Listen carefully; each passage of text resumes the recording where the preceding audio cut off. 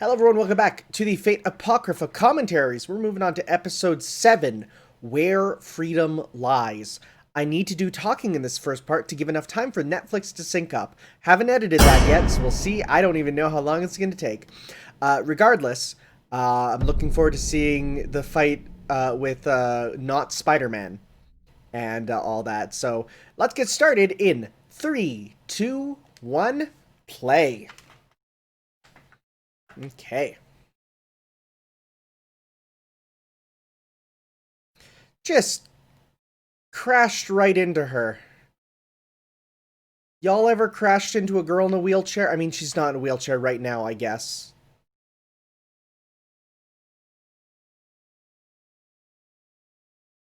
Alright, let's see. Are these bullets gonna do? Or bullets, quote unquote. Pupper?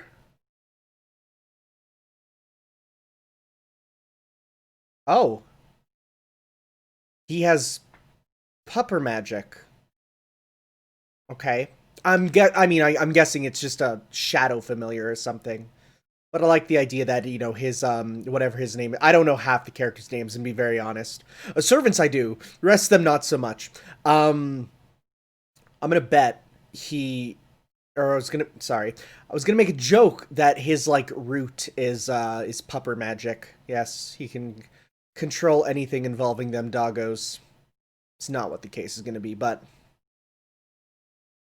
Yeah, this is my 7th time hearing this opening, and I'm not a huge fan.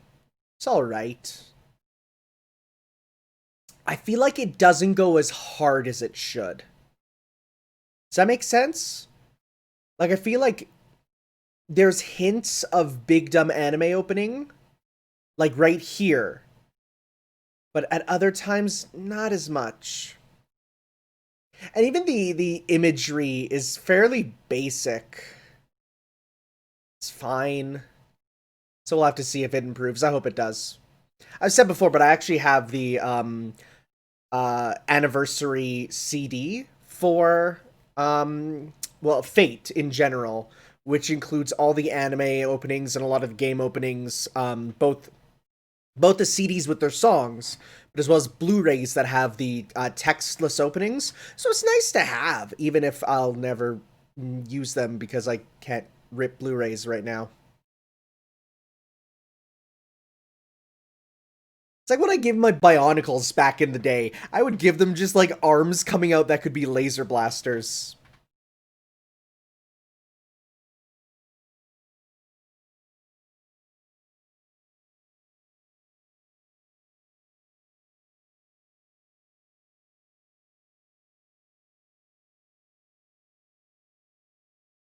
Ooh, what's that gonna be?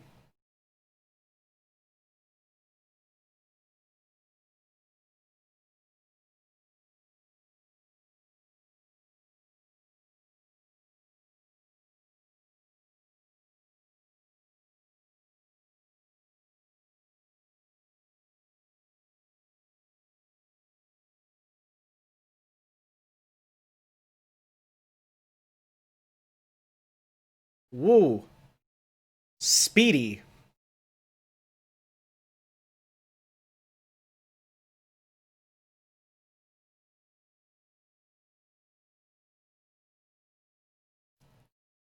Mordred is so pissed.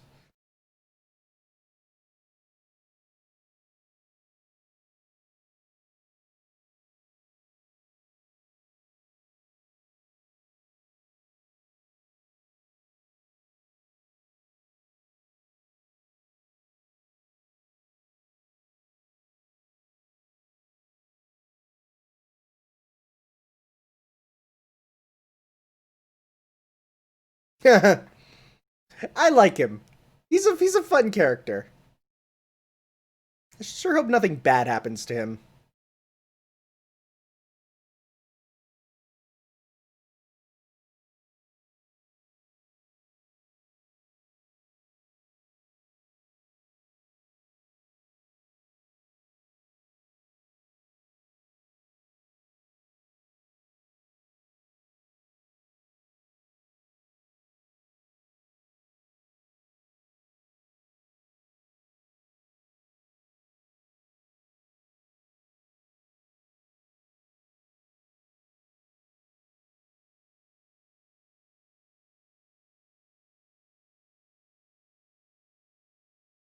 He's a punk, but he's a punk with a heart of gold.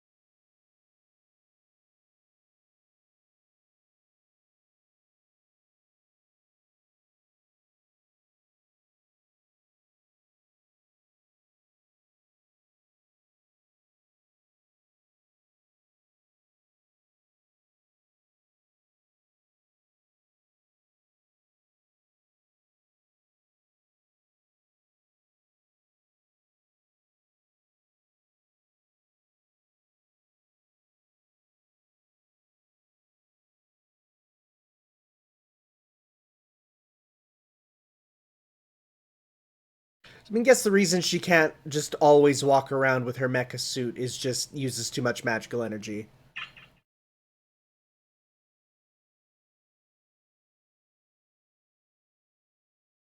Okay, so she's not. Okay.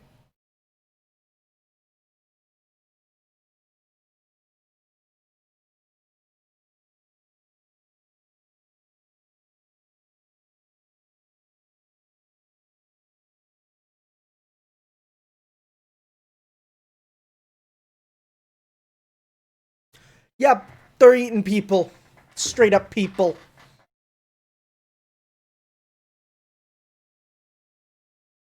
Hmm, that's disturbing. Hmm, don't like that.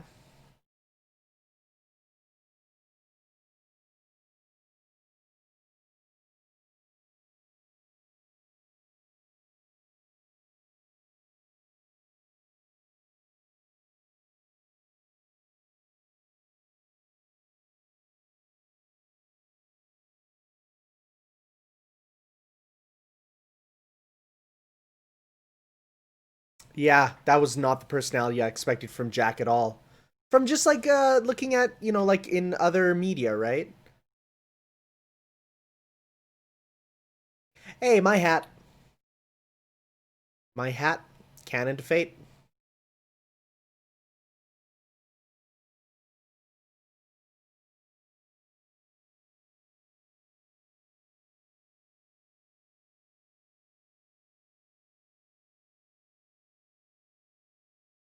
There's no Mages Association people here to really like clean up. It seems like it looks like the people themselves have to do it.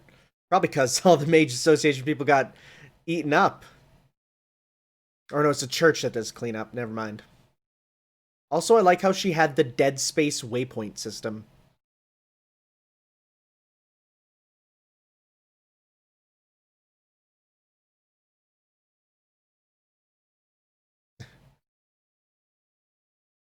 You know, maybe the first liquid he drinks aside from his like tube fluid shouldn't be coffee.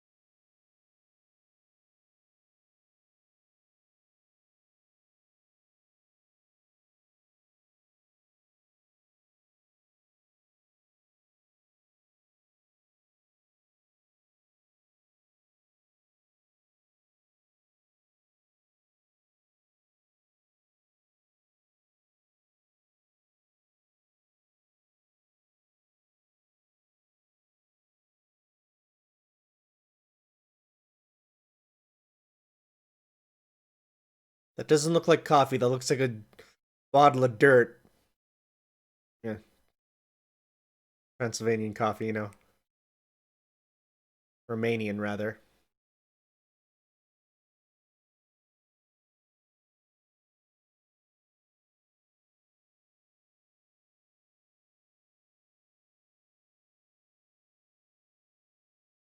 God, you are barely a main character.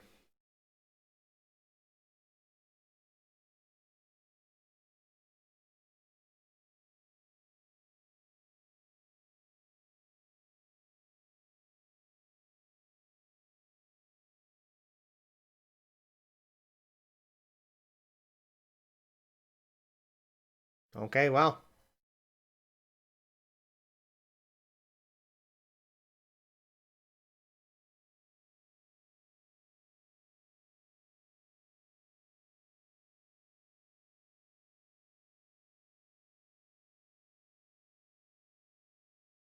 Precognition. Okay.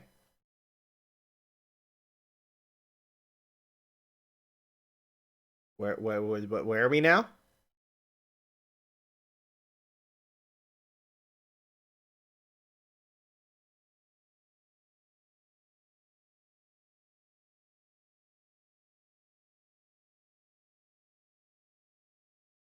What was that vision? That looked like Japan.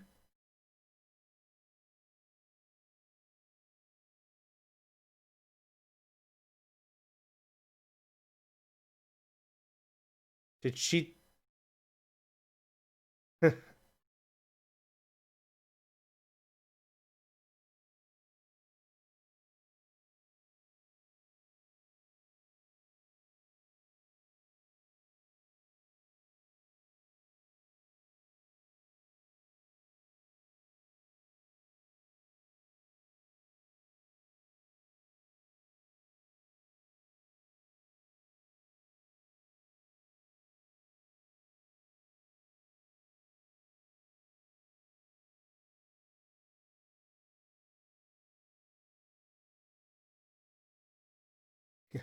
A lot of materials. Gotta be... Gotta be grinding the materials.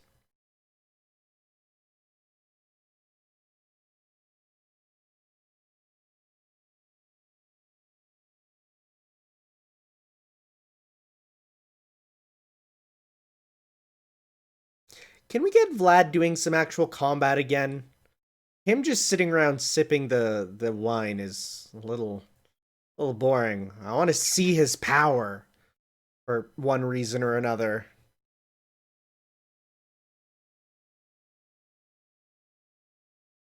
It's the anime laydown.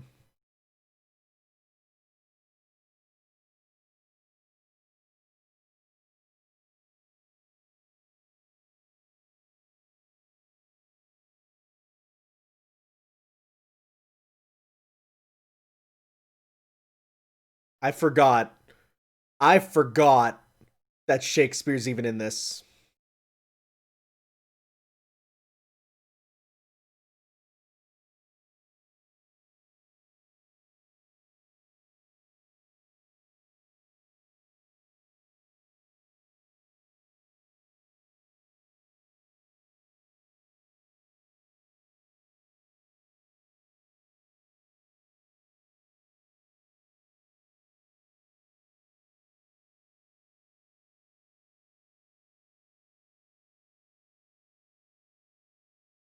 I don't I don't know how much he could do, you know?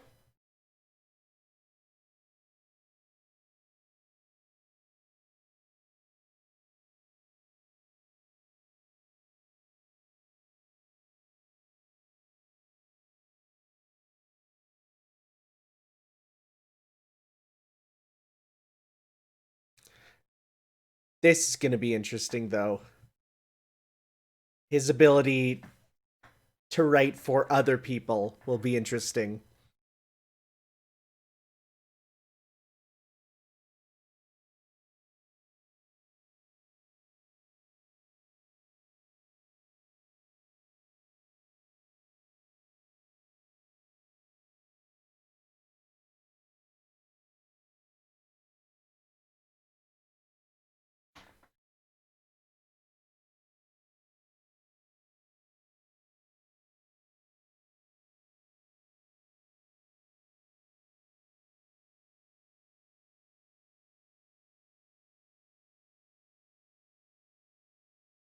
Oh, she's Narutoing through the forest.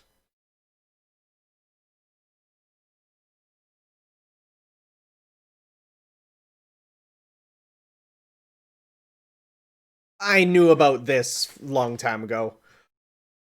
In fact, I used it in one of my my Fate Grand Order videos. It's the best Sonic Riders track. More. That's another connection for Sonic and Fate. Yeah, right there. They're connected. So true.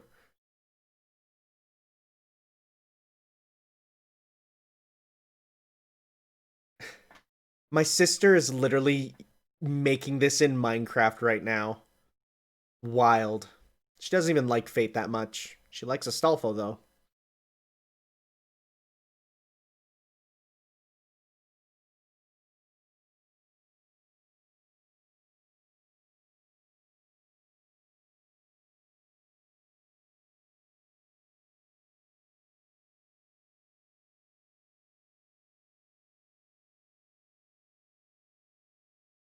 Can't you just like drop on them? I feel like that's a valid strategy.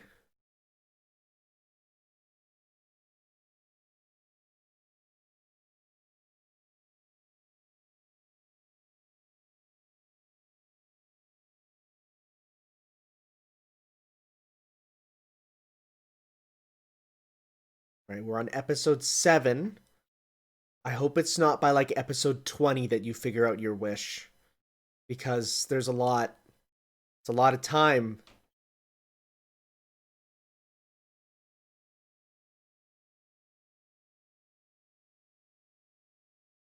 Mm, could she command seal jump to get up there? Much like. Oh, what are those?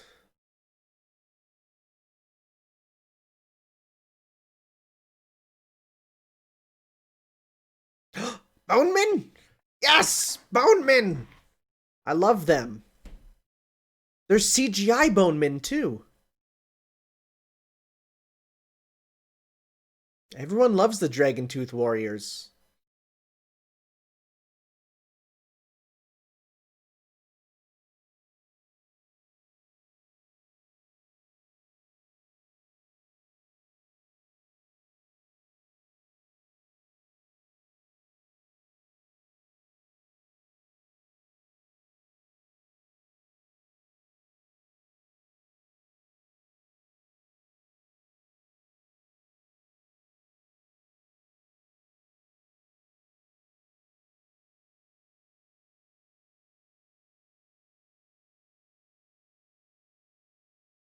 He literally said skeleton warriors. Da da da da da. Love it.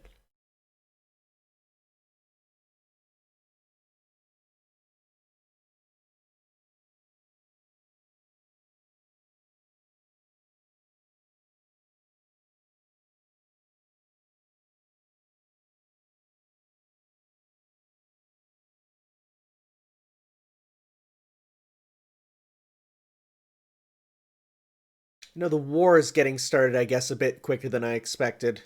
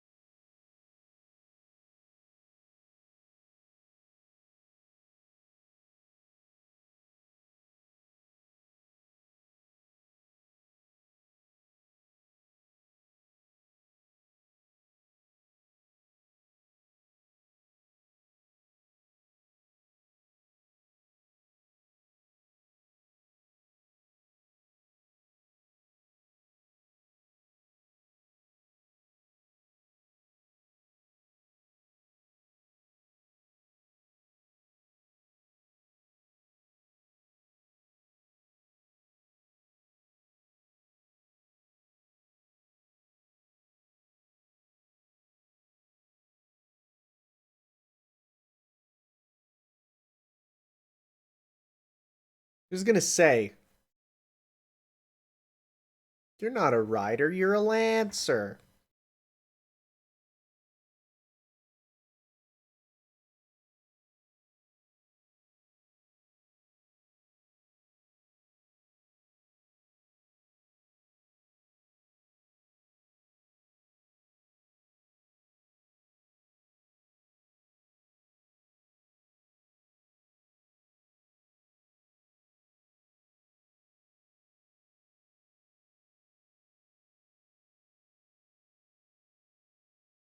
To be fair,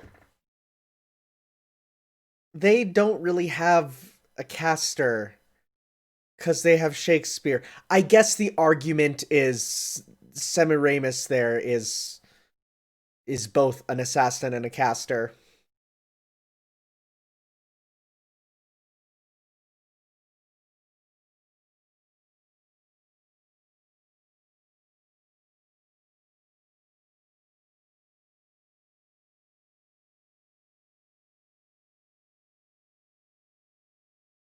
Sorry, I thought his horse could fly for a second. I was gonna say that's a new Dracula myth. Oh, there it is. It's the hippogriff.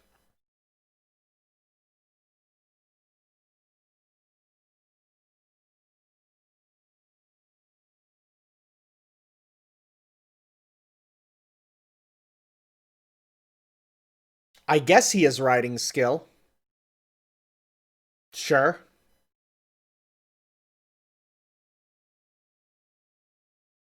Have you come to a decision about anything, my dude?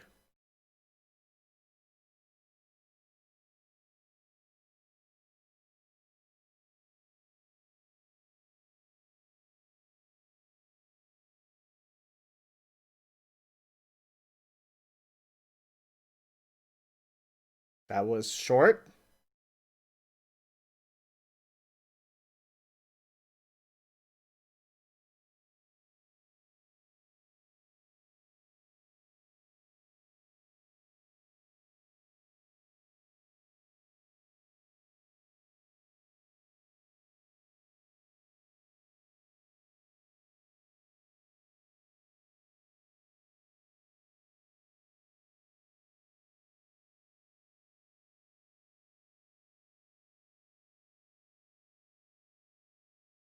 All right, 8 episodes in. Are you ready to protagonist?